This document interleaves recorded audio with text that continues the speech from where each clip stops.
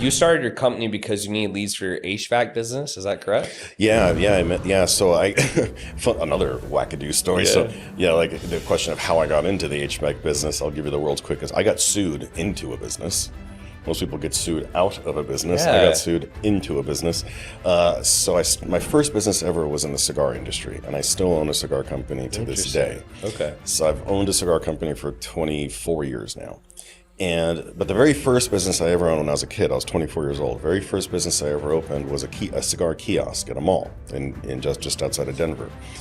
And I didn't know what the hell I was doing. I knew nothing about business. I was 24 years old, right? I was a moron.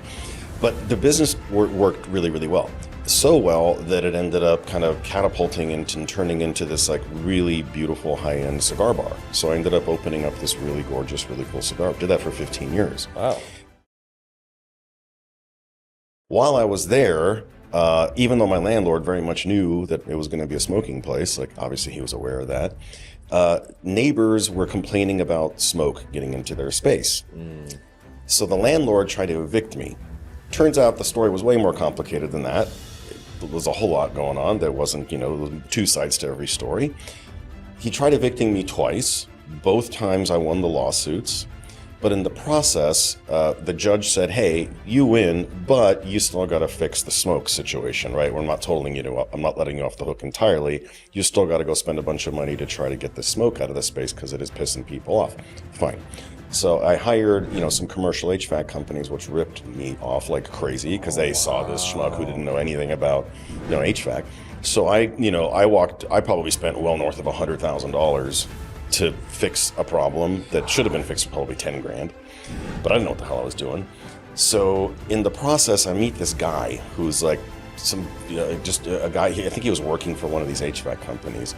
He's hanging out afterwards at my bar where he decides to stay and have a drink with me. And he's like, hey, how about I just come work for you on the side? I think I have some ideas for you that we can do this a hell of a lot cheaper. We can get your smoke situation fixed.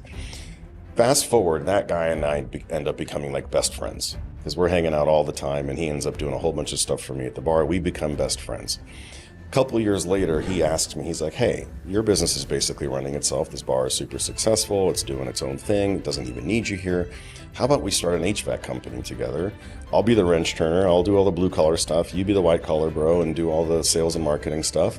What do you think? And reluctantly, I was like, all right, let's do it. So that's how I got into the HVAC space. I got sued into the HVAC space.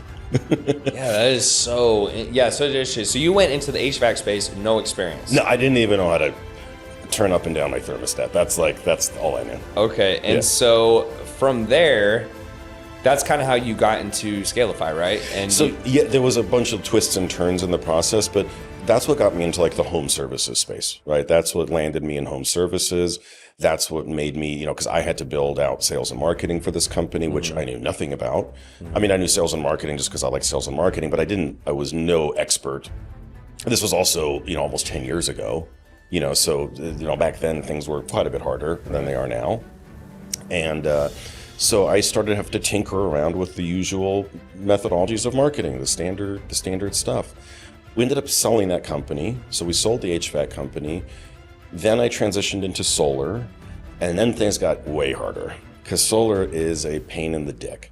Solar is extremely hard to build a business around, and it's extremely hard to generate leads around because no one needs it. Right. No one really needs solar. It's just a nice to have, but there's no urgency. There's no necessity for it. Is the pitch with it, you'll save money on electricity? That's it's a bill swap pitch. And we'll save you. Okay. Yeah, we'll save money on your bill swap. Yeah, it's straightforward, and solar is a good thing for everybody. But so I had to learn how to start generating leads for my team because I had a large team of salespeople, and they were all virtual. They were all over the country. None of them were door knockers. None of them were going into the homes.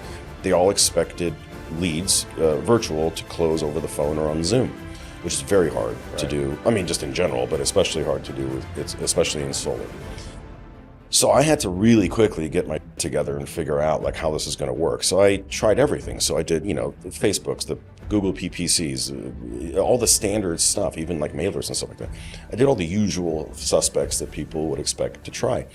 And the thing that I found out that I kind of just accidentally sort of fell into the call center space I didn't come out with the intention of, hey, let's build a call center. I didn't even know what really a call center even really was. It kind of just sort of evolved because I'd started off, okay, here's the problem that everyone has. This is what I've noticed. Here's a problem that almost every business ever has the same problem. They go out and they hire a lead gen company or a marketing agency, or they do it themselves, whatever, and they start getting leads coming in from whatever channel it is that you like. It doesn't matter. The point is they're paying money for leads and it starts working. Leads start coming in, and then here's where everything breaks down. And anyone who's listening to this will probably be like, cha-ching, yeah, that's my problem.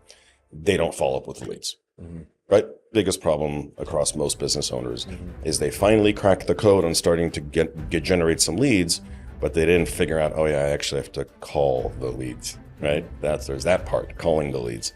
So there's the big breakdown, is in calling the leads, and we were no different. We had the same exact problem. So I was like, all right, solve this problem. So we hired this VA who was overseas. I think she was in Mexico at the time. And we hired her to just start calling back the leads, and things started turning around for us. I was like, oh, lo and behold, there you go. Call the damn leads, right? What a mystery, you know? And this was for the HVAC business? No, now we're in solar. Okay, so now we're in solar. Okay. Now we're in Okay, solar. got it. So we start calling the leads. Cool. Now that's starting to work. I hired another one. Now this other one, she says, hey, I'm not working 8 hours a day for you. There's not that many leads to call. Do you want me to start cold calling some people? And I was like, does that work? And she's like, yeah. I'm like, then do it. She's like, okay. So she starts doing it, and it starts working. And we're like, holy. Where'd she get the leads from, if you don't mind me asking? She was cold calling. I think she was just literally going off. She was pulling the list. I don't even know at the time because I didn't even know what questions to ask her. So I didn't know. Yeah, it's super rare someone would offer to cold call, by the way. Super I know. rare. Well, it's happened to me numerous times. But yeah, she was just a really sweet person, and she just genuinely she was a genuine person. Yeah. And so she starts cold calling, and it starts working. Like, she's booking appointments. And I'm like, holy, I can't believe that cold outreach is working right now. And so that's what kicked off the whole process, was like this one lady who offered, hey, do you want me to start calling people? I was like, that works? I was like, yeah. I'm like, all right, let's go for it. And so it started working. And then we just added on another, and then another. And I was like, oh, we got to get a real dialer. Like, we can't have these people calling from their cell phones. We got to set that up. We should start having a script. We should start paying attention to that. Oh, we got to start managing these people because some of them are jackasses and are stealing from it. And then, then it starts growing up, and that's, and then a call center is born, right? Because now you got to start growing up and figure it out. Right. Okay. So let's transition into that. So break down Scalify's core model, and then what exactly are you building, and then how do you help your clients? How do your clients win? Yeah. So it's a really simple model. So our focus is very simple. We build outbound telemarketing call centers to get your sales guys in the home.